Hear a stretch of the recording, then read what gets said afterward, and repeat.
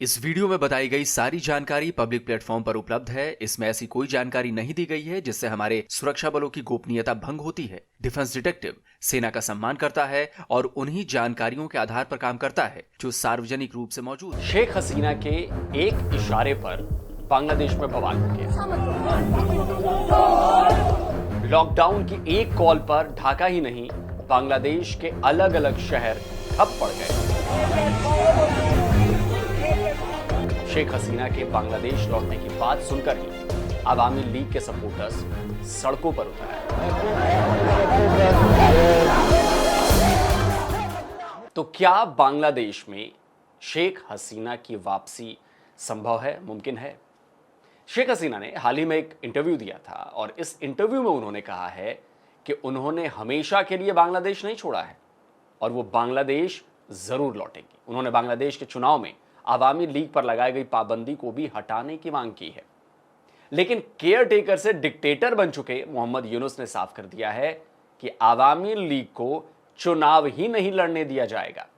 इसी के विरोध में बांग्लादेश में लॉकडाउन का ऐलान किया गया था और बांग्लादेश के लोगों ने इस लॉकडाउन को कामयाब बनाकर मोहम्मद यूनुस को यह सिग्नल दे दिया है कि शेख हसीना के समर्थक अब बहुत दिनों तक इंतजार नहीं करने वाले और नहीं करेंगे।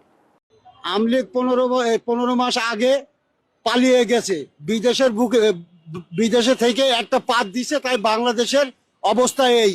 আর যদি ওরা দেশে থেকে যদি পাতটা দেয় তাহলে দেশের অবস্থাটা কি হবে? शेख हसीना के समर्थक बहुत बेसब्री के साथ उनके बांग्लादेश लौटने का इंतजार कर रहे हैं, लेकिन ये इतना आसान नहीं है। असल में मोहम्मद यूनुस ने बहुत ही चालाकी के साथ पाकिस्तान मॉडल को बांग्लादेश में लागू कर दिया है। पाकिस्तान में भी इमरान खान की सरकार गिराई गई थी। कुर्सी जाने के बाद इमरान पाकिस्तान में ही थे और इसी वजह से उन पर 50 केस मुकदमे ठोककर जेल में ठूंस दिया गया। 2.5-3 साल होने वाले। मोहम्मद यूनुस की प्लानिंग भी शेख हसीना के साथ कुछ ऐसा ही करने की थी, लेकिन शेख हसीना उससे पहले ही भारत पहुंच चुकी थी। सत्ता मिलने के बाद मोहम्मद यूनुस ने शेख हसीना पर नरसंहार और भ्रष्टाचार के सैकड़ों आरोप लगाकर उनके खिलाफ ट्राइब्यूनल की जांच बिठा दी। लेकिन मोहम्मद यूनुस जानते थे कि अगर चुनाव में अवामी लीग मैदान में रही तो फिर हर हाल में जीत उसी की होनी है। तो पाकिस्तान मॉडल के दूसरे फेज में यूनुस ने, जैसे इमरान की पार्टी पीटीआई की मान्यता खत्म की गई थी, ठीक उसी तरह अवामी लीग के भी चुनाव लड़ने पर रोक लगा दी। लेकिन अब बांग्लादेश और बांग्लादेश के बाहर भी मोहम्मद यूनुस के इस तानाशाही फैसले का विरोध शुरू हो चुका है। अवामी लीग के समर्थक बड़े बवाल की चेतावनी दे रहे हैं। फिरोजपुर में जुलाई मेमोरियल में आग लगा दी गई है। अब तक यह पता नहीं चल पाया है कि आग किसने लगाई, लेकिन इसे भी अवामी लीग के समर्थकों के बढ़ते हुए गुस्से से जोड़ा जा रहा है। लिबरेशन वॉर लड़ चुके और कृषक श्रमिक जनता लीग के नेता अब्दुल कादिर सिद्दीकी ने हाल ही में एक सार्वजनिक सभा में मोहम्मद यूनुस को लेकर बहुत बड़ी बात कह दी है। बंगवीर की उपाधि से सम्मानित कादिर सिद्दीकी ने कहा है कि शेख हसीना कई साल पहले ही मोहम्मद यूनुस का असली चेहरा पहचान चुकी थी, लेकिन तब हमने उनकी बातों पर यकीन नहीं किया था। आज शेख हसीना सच साबित हुई है। যে শেখ হাসিনাকে আমি ধন্যবাদ দিব এই জন্য, এবং আমার অন্তর থেকে ধন্যবাদ দিচ্ছি যে শেখ হাসিনা সবার আগে অধ্যাপক ইউনুসকে চিনেছেন। আমরা অনেকেই তারপরে অনেক পরে চিনলাম। আমি তো বহু মানুষের পরে চিনলাম, কারণ আমার তো মনে হইতো অধ্যাপক ইউনুস খুব একটা ভালো মানুষ। আজকে এই মসজিদের কাছে দাঁড়িয়ে বলি, ইউনুস সাহেব, আপনি বিদ্বান মানুষের, যোগ্য মানুষের, ভালো মানুষের পরিচয় দিতে পারেন নাই। শেখ হাসিনা বলতো আপনাকে সুদখোর, আমি ভাবতাম যে অন্যায় করছেন। আজকে বলছি যে উনি ঠিক বলেছেন। দেশের পাবলিক শেখ হাসিনার পরে চিনছে অধ্যাপক ইউনুস।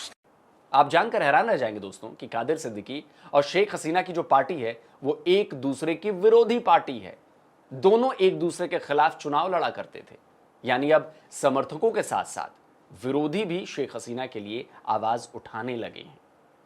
तो फरवरी में बांग्लादेश में चुनाव होने वाले हैं और उससे पहले शेख हसीना और उनके समर्थक बांग्लादेश में अपनी ताकत का प्रदर्शन जरूर करेंगे और यह प्रदर्शन ऐसा होगा कि सत्ता हस्तांतरण से पहले ही यूनुस की कुर्सी खिसक सकती है। लेकिन वो तब होगा जब मोहम्मद यूनुस पाकिस्तान मॉडल का तीसरा फेज नहीं अपनाएंगे या नहीं अपना पाएंगे।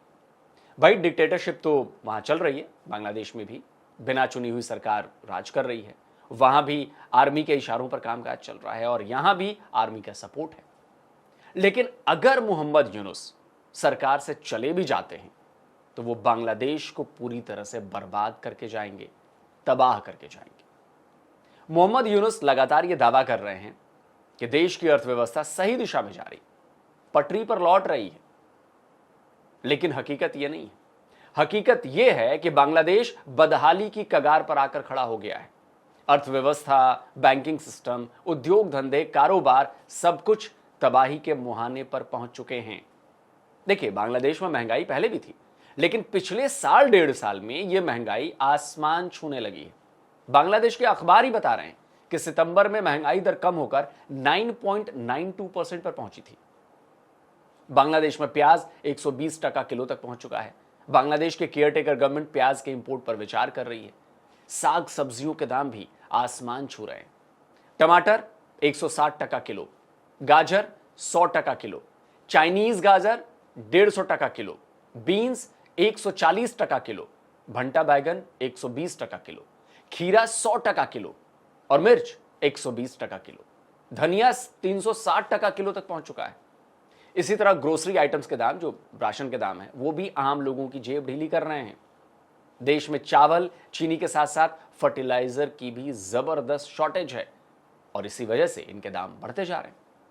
बांग्लादेश के business newspaper the business standard ने 3 नवंबर को एक रिपोर्ट छापी थी, जिसमें बांग्लादेश ब्यूरो ऑफ स्टैटिस्टिक्स के सर्वे का हवाला दिया गया था और उसमें बताया गया था कि बांग्लादेश की 1/4 आबादी गंभीर खाद्यान्न संकट से जूझ रही है। अब बताइए कि जिस देश की इतनी बड़ी आबादी के सामने 2 वक्त की रोटी का संकट हो और पूरा देश महंगाई की जबरदस्त मार झेल रहा हो, तो वहां की केयर टेकर सरकार इकोनॉमी के पटरी पर लौटने का दावा कैसे कर सकती है। बांग्लादेश का एक्सपोर्ट लगातार गिरता जा रहा है। हाल ही में इसमें 7.43% की गिरावट दर्ज की गई है। एक्सपोर्टर्स को इसके और अधिक कम होने का डर सता रहा है। देश में पॉलिटिकल और सिविल अनरेस्ट की वजह से opening of letters of credit भी गोते लगा रहा है। बांग्लादेश भयंकर कर्ज में डूब चुका है।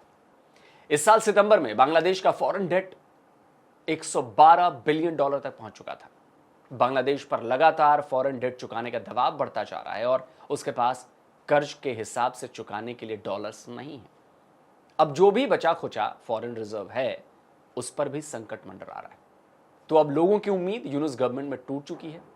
लोगों को लगा था कि एक इकोनॉमिस्ट, एक बैंकर देश की अर्थव्यवस्था को सही दिशा दिखलाएगा, लेकिन उन्हें समझ आ गया कि मोहम्मद यूनुस केवल बांग्लादेश की सत्ता हथियाना चाहते थे। कोई ठोस सुधार उनके बूते से बाहर की बात है। तभी अब बांग्लादेश अर्थव्यवस्था के जो एक्सपर्ट्स हैं वो संकेत दे रहे हैं कि निष्पक्ष चुनाव ही देश की अर्थव्यवस्था को पटरी पर वापस ला सकता है। लेकिन वो तो तब होगा ना जब मियां मोहम्मद यूनुस ये चाहेंगे। अब भाई शेख हसीना की पार्टी पर उन्होंने बैन लगा दिया है। बीएनपी को भले ही उन्होंने कई मामलों में राहत दी है, लेकिन उसे भी वो बहुत पसंद नहीं करते हैं, जो बांग्लादेश नेशनलिस्ट पार्टी है। मोहम्मद यूनुस को इस कुर्सी तक लाने में बड़ी भूमिका निभाने वाले स्टूडेंट लीडर और बाद में एडवाइजर बने नाहिद इस्लाम ने अपनी पार्टी बना ली। लेकिन नाहिद की नेशनल सिटीजन पार्टी में उतना दम नजर नहीं आ रहा कि वो सरकार बना पाए। ऐसे में आशंका यह भी है कि ऐन वक्त पर यूनुस कोई नया गेम न खेल जाए।